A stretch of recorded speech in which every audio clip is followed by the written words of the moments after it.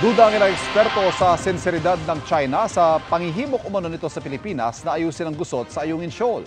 Ang dalawang miyembro ng resupply mission ng Pilipinas galit sa ginawang pambobomba ng tubig ng China Coast Guard. Yan ang sanib puweras na tinutukan ni John Consulta at Chino Gaston.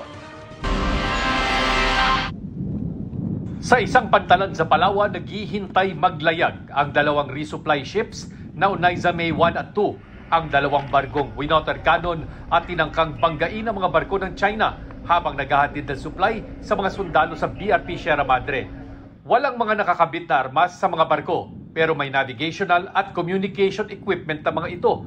Kwento ng dalawang miyembro ng resupply mission, pinupuntirya rin daw ng mga Chinese ang smokestack o tambucho ng dalawang barko. So pag napasukan kasi ng tubig yan, sir, didiretso yan sa makina. Okay. Pag dumiretso yan sa makina, ibig sabihin wala tayong propel. Sa mahigit 2 araw na biyaheng papuntang Ayungin, ang mga barkong ito ang bahay at silungan ng resupply team at mga civilian crew ng barko. Dito sila natutulog, kumakain, naglalaba at naglilibang.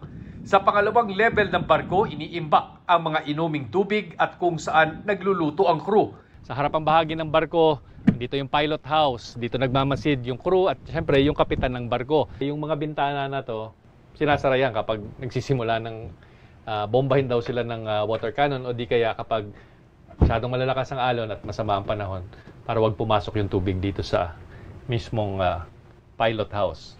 Galit tayo dun sa ginawa nila. Hindi na nila kinukonsider yung buhay ng mga nandun. Ang mismong bintana ng pilot house o bridge, gawa nga sa plastic, pwedeng tamaan at pumasok ang tubig sa loob. Yung cargo hold o yung pinaglalagyan ng mga supply natin sa ilalim, pwede rin pasukin ng tubig. Kung kaya't nung huling misyon, nasira nga yung ilang supplies natin nung pumasok yung tubig. Sa ulat naman ng Chinese media, hinimok daw ni Chinese Foreign Minister Wang Yi ang Pilipinas na makipagtulungan sa kanila para daw pababain ang tensyon sa Ayungin Shoal. Sinabi pa raw ni Wang, ilang beses na nilang sinabi na handaan nila ang China na ayusin ang gusot sa pamamagitan ng bilateral talks at sumunod sa konsensus na napagkasundoan noon.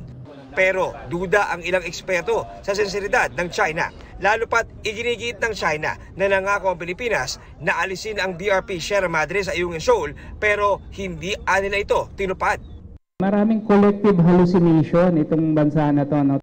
Walang any evidence na pinangako natin na aalisin natin yung BRP Sierra Madre. Wala.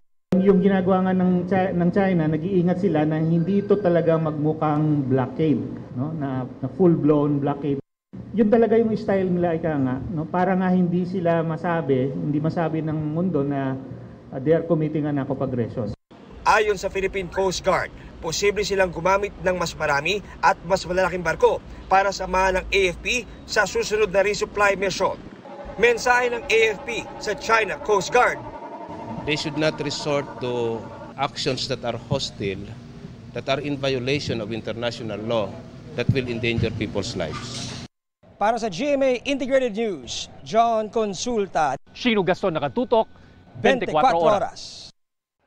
Mga kapuso, patuloy na tumutok sa mga balita. Mag-subscribe sa GMA Integrated News sa YouTube. Sa mga kapuso abroad, samahan nyo kami sa GMA Pinoy TV at sa www.gmanews.tv.